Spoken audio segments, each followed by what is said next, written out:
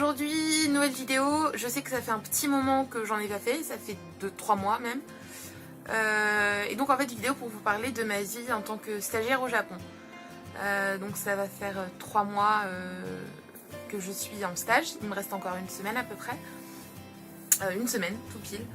Et donc je vais vous parler en fait de ma vie de stagiaire au Japon. Alors dès le début je vais dire, alors moi mon cas c'est particulier entre guillemets parce que je suis dans un laboratoire de recherche universitaire. Et donc mon expérience ne va pas forcément refléter l'expérience que d'autres ont vécu, vivront ou la généralité. Je vais juste vous parler de mon vécu et voilà, si ça peut vous aider ou quoi, voilà, vous raconter comment ça se passe pour moi ici. Donc, je vous le répète, je suis en stage en laboratoire de recherche, en biologie, plus particulièrement en génétique. Donc voilà, dans le cadre de mon école d'ingénieur. Donc, je ne vais pas vous décrire en détail mon sujet parce que je pense que ça ne vous intéresse pas forcément. Et c'est un peu long à expliquer en fait, c'est un peu barbant. Donc voilà, je vais vous dire en gros, je travaille sur de l'ADN, des choses comme ça. Donc c'est très intéressant. Après, je sais pas si je me verrai faire ça toute ma vie, mais en stage, c'est sympa. Et donc voilà. Et alors, première chose dont je vais vous parler, c'est mes horaires de travail. Puisque on dit toujours que le Japon, c'est le pays où on travaille jusqu'à épuisement. Voilà, que les Japonais, ils sont genre 10 heures au boulot. Enfin, et moi en tout cas, ça va, je n'ai pas trop à me plaindre. Officiellement je suis en 35 heures sur ma convention de stage, en réalité je suis à plus de 35 heures.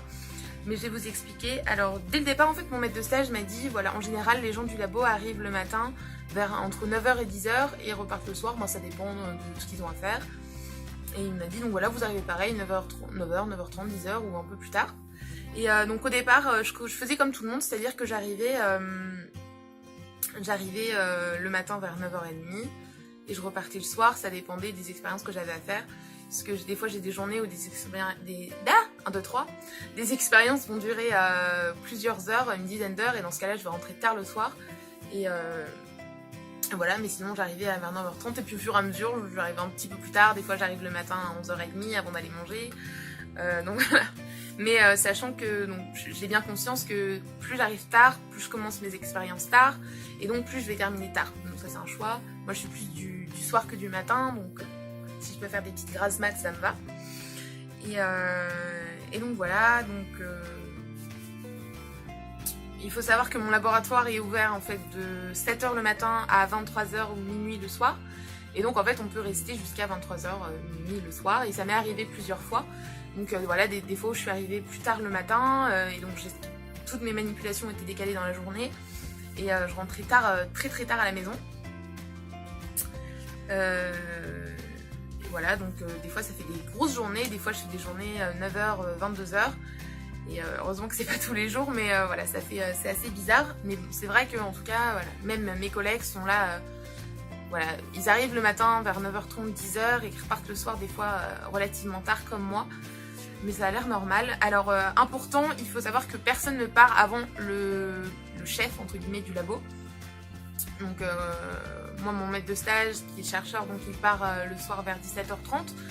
Donc en gros à partir voilà, vers 18h on peut commencer à partir sans problème, à moins qu'on ait des imprévus, auquel cas il n'y a pas de problème. Mais voilà, personne ne part avant.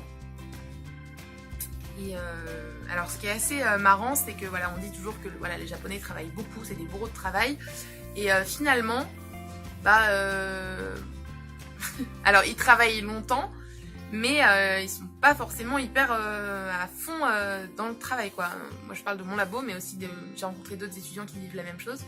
C'est-à-dire que moi, ils vont par exemple après manger, pendant 2-3 heures, ils vont rien faire, ils vont dormir sur leur bureau, ils vont aller, je sais pas, au combini, c'est-à-dire aux petites supérettes à s'acheter à manger, ils vont faire des goûters, des pauses, enfin, c'est vraiment, tout le monde s'en fout un peu. Et même le soir, des fois ça m'arrivait de parler de 2-3 heures avec mes collègues, on était au labo mais on faisait rien en fait.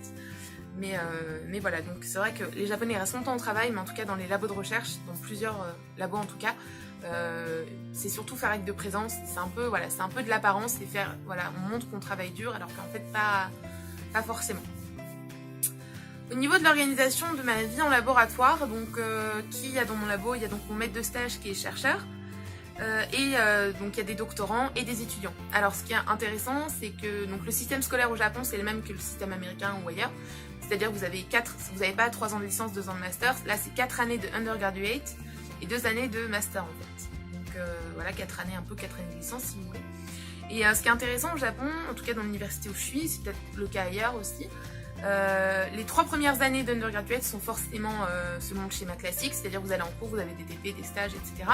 Et par contre, à partir de la 4e année d'undergraduate et jusqu'à la fin du master, vous pouvez faire le choix de ne travailler qu'en laboratoire. Donc c'est le cas, j'ai 5 étudiants dans mon labo qui sont en undergraduate ou en master, et en fait qui passent leur vie au labo, qui font un stage en fait sur toute l'année. Ils ont quelques cours, mais très rarement ils doivent avoir 2 matières dans l'année à valider. Et ça leur prend 1 heure par semaine, à peu près, même pas. Donc voilà, c'est ça dans plein de labos. Je trouve ça assez sympa parce qu'au final, ça leur permet vraiment de développer leurs connaissances sur un sujet particulier. Et voilà, du coup, ils sont vraiment considérés comme, ouais, c'est des collègues, c'est des étudiants, mais voilà, ils ont leurs tâches à part entière, ils font leurs expériences en autonomie, ils ont leur protocole, ils mettent leurs résultats à jour et ils peuvent même être publiés. Donc je trouve que c'est assez sympa comme initiative. Donc voilà. Avec mes collègues, on s'entend très bien. Je vais vous parler un petit peu de l'ambiance et de l'intégration après. Là, je vais vous parler un petit peu de la vie au labo, en général. Alors, la vie au labo, donc je travaille du lundi au vendredi. Le week-end, je suis libre. Bon, après, si je veux venir le week-end, si j'ai des trucs à rattraper ou quoi, je peux venir le week-end. Il y en a qui fassent le week-end ici, il n'y a pas de problème, c'est ouvert. Je peux venir même si mon maître de stage n'est pas là, il n'y a pas de problème.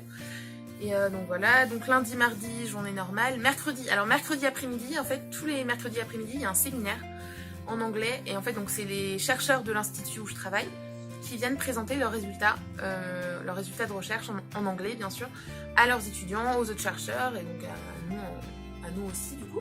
Et donc c'est très interactif, on peut parler, on peut répondre aux questions, enfin on peut poser des questions, pardon, on va pas répondre. Et donc voilà, c'est assez sympa. C'est pas obligatoire, si je veux pas y aller, j'y vais pas. Donc voilà. Alors c'est en anglais, mais ils ont un petit accent, l'accent japonais est bien prononcé, du coup c'est un peu galère. Mais on s'accroche, parce que les diapos sont écrites en anglais, donc on fait ce qu'on peut. Donc ça c'est pour le mercredi. Et le jeudi matin, dans mon labo en tout cas, il y a une présentation tous les jeudis matins. Et donc, chaque semaine, c'est un étudiant désigné qui va présenter soit ses résultats de recherche à lui s'il en a, soit en fait prendre une étude qui a été publiée et refaire toute la démarche, donc c'est-à-dire les hypothèses, les expériences, les résultats, discussions, voilà, en anglais. Alors là par contre, comme ils sont pas à un niveau d'anglais de folie, les diapos sont en anglais, les slides sont en anglais, mais ils parlent en japonais. Mais après j'ai toujours mon maître de stage qui est là en fait pour m'expliquer si jamais il y a quelque chose de compliqué, vérifier que je comprenne bien. Voilà, donc ça c'est pour l'organisation de la vie en labo. Donc après, voilà, chacun fait ses propres manipulations, on s'arrange comme on peut, on commence quand on veut, on termine quand on veut, on est vraiment en autonomie, sans pro, voilà, on fait ce qu'on veut un petit peu. Du moment qu'on fait ce qu'on nous demande, ça va. Et donc moi, les 2 premières semaines, j'ai observé, parce que du coup, il fallait que je prenne connaissance des protocoles, des règles du labo, etc., du matériel, et du coup, au bout de 2 semaines, j'ai pu commencer. J'ai fait une manip sous la surveillance d'un de mes collègues. Et puis après, bon, voilà, maintenant je suis lancée toute seule. Alors, j'ai rencontré beaucoup de galères sur mes expériences, puisque en gros, je dois prendre de l'ADN et le modifier, c'est-à-dire je dois le couper, je dois rajouter des choses, etc. Et j'ai eu beaucoup de mal, il y a beaucoup d'expériences qui ne marchaient pas. Et en fait, on s'est rendu compte que c'est parce que l'enzyme, je dois utiliser une enzyme en fait, qui permet de relier l'ADN, les molécules d'ADN entre elles, si vous voulez. Et donc cette enzyme-là, en fait, elle était abîmée, elle était vieille, et du coup, en fait, ça ne marchait pas. Parce que depuis qu'on en a reçu une nouvelle, et depuis que j'utilise celle-là, ça marche du premier coup sans problème, donc voilà. J'ai eu beaucoup de galères au final pour juste une enzyme qui marchait plus bien. Mais donc maintenant c'est bon, j'ai eu un peu peur, mais au final mon maître de stage est très cool. Voilà. Alors ensuite, qu'est-ce que je peux dire d'autre? Il y a beaucoup de choses.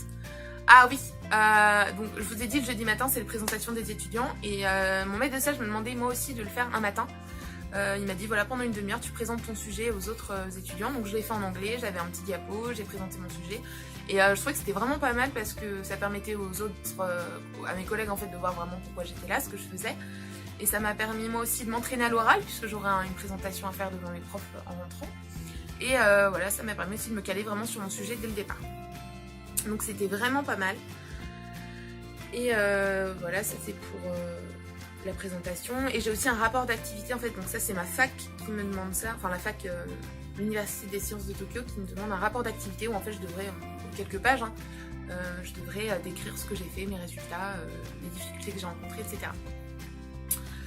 Ensuite, partie importante, l'intégration au labo. Alors j'ai eu très peur en arrivant puisque bah, voilà, c'est toujours un peu pareil, j'avais peur au niveau de la barrière de la langue. Est-ce qu'on va réussir à se comprendre? J'avais peur aussi parce que des fois on n'a pas trop d'affinité avec les gens. Je connaissais pas trop comment ça se passait dans les labos, même pas du tout au Japon. J'avais un peu peur que ce soit très froid dans les rapports professionnels. Et finalement pas du tout. Je parle quand même majoritairement aux autres étudiants qui sont en master, en fait. Donc ils ont mon âge, on a 22, 23, 24 ans même. Et donc on est vraiment super proches, on a beaucoup accroché, on parle un peu de tout et de rien. Enfin, même pendant les heures de boulot, on se raconte des potins.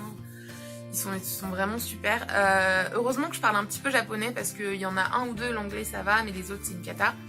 Donc je parle un peu jap, donc on arrive à se comprendre. Et après il y a Google Trad aussi qui permet on s'en sert pas mal. Mais voilà, on fait ce qu'on peut. Mon maître de stage, j'ai de la chance, parle très bien anglais. Ben, après c'est souvent le cas dans les chercheurs. Comme ils publient leurs résultats en anglais, forcément ils ont un très bon niveau d'anglais, donc il n'y a pas de problème avec ça. Mais voilà, mon niveau de japonais me sert pas mal. Et donc voilà, ensuite quand je suis arrivée, le jour où je suis arrivée, on a fait un goûter, un goûter de bienvenue dans la salle de repos du labo. Donc super, on s'est présenté, tout le monde m'a dit son nom, ils m'ont écrit leur caractère, on a parlé un petit peu en jap, c'était assez marrant. Et voilà, ensuite on a fait un barbecue de bienvenue aussi, donc là c'était avec les gens du labo, un petit barbecue. Il y a un barbecue en fait sur le campus, juste à côté de l'institut où je travaille. Et du coup on a loué l'espace, on a fait un barbecue, c'était super chouette. J'ai l'impression d'avoir 8 ans quoi, c'était super chouette. Et enfin, voilà, c'était super sympa. Et après il y a un parc d'attractions, je sais pas si vous connaissez au Japon, c'est Fuji-Q Highland, c'est un super parc d'attractions à côté du mont Fuji. Et moi, j'aurais dit, j'aimerais trop y aller. Et en fait, du coup, Riko, donc c'est une de mes collègues en master, elle fait, bah ok, bah vas-y, on y va. On se prévoit un truc entre personnes du labo et on y va. Et du coup, en fait, c'est parti comme ça. Elle a organisé le voyage et on a loué une voiture. On est parti à 6. On est parti à 6 là-bas. Donc c'était super cool. On s'est fait une petite journée. C'était blindé. Il y avait beaucoup trop de monde. Il faisait trop chaud. Mais voilà, c'était super sympa. Donc en soi, la vie au labo, ça se passe très bien. Faites attention au niveau de la façon dont vous parlez. Si vous parlez japonais en tout cas, faites attention à utiliser bien les formes formelles quand vous parlez à vos supérieurs. Très important aussi les suffixes. Alors je sais pas si vous connaissez les suffixes honorifiques. Par exemple, quand vous allez parler à un professeur, vous allez dire sensei. Par exemple, moi mon maître de stage, son nom de famille c'est Nakamura. Et du coup quand je parle de lui, je l'appelle Nakamura sensei. Et si j'oublie le sensei à la fin, ça m'est arrivé une fois et tout le monde m'a dit oh, fais attention, n'oublie pas, voilà. Donc c'est plein de petits détails comme ça en fait auxquels il faut faire attention. Mais après, vous n'en tiennent pas forcément rigueur, vous êtes étranger. Voilà, il n'y a pas de. Enfin, voilà, on va pas vous. J'arrive pas à parler, c'est fou. Ah là là. On va pas. C'est pas grave si vous oubliez les suffixes ou si vous vous trompez, ou il n'y a pas de problème. Après, au niveau de la vie en université, je vais en parler un tout petit peu, puisque voilà, moi je suis souvent au labo, j'ai pas trop de cours ni rien. Donc nous, sur le campus, on a 4 restaurants universitaires, on a deux convenience stores. Voilà, les rues sont ouvertes le midi et le soir, on a les BU. Voilà, qu'est-ce que je peux dire en fait, enfin voilà, c'est un campus normal. Il est très grand, c'est assez marrant parce qu'il y a des maisons en fait qui sont dispersées sur le campus. Enfin, je vous ferai un tour un petit peu du campus. Au niveau de l'hébergement, je vous ferai un tour aussi puisque j'habite en fait sur une résidence universitaire pour étudiants sur le campus. Et je vous ferai un petit tour en fait de l'appartement, c'est un peu le bordel là, mais un petit tour de l'appart, voilà,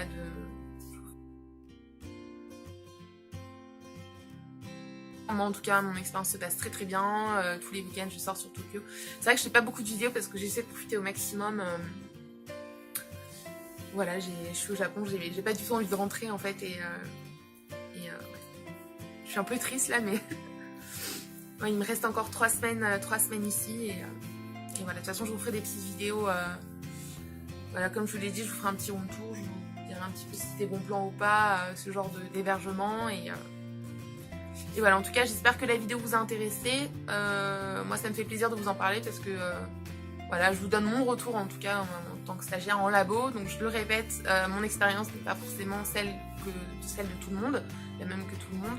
Chacun voilà, travaillera ou ira dans des lieux différents, apprendra des choses différentes avec des personnes différentes. Et je veux pas généraliser, je veux juste vous donner mon ressenti et mon retour sur mon stage au Japon. Voilà. Ah oui, et aussi, donc, je sais pas si vous avez remarqué, mais j'ai changé ma couleur de cheveux. J'avais envie de changer un peu et du coup, quoi faire Jade. Enfin, je vous tiendrai au courant de la suite. Et voilà. Et puis, en tout cas, voilà, si vous avez des questions ou des commentaires, n'hésitez pas à laisser ça en bas. Voilà, mettez des petits commentaires, je me ferai un plaisir d'y répondre. Et puis voilà. En tout cas, je vous fais des gros bisous et je vous dis à la prochaine. Ciao!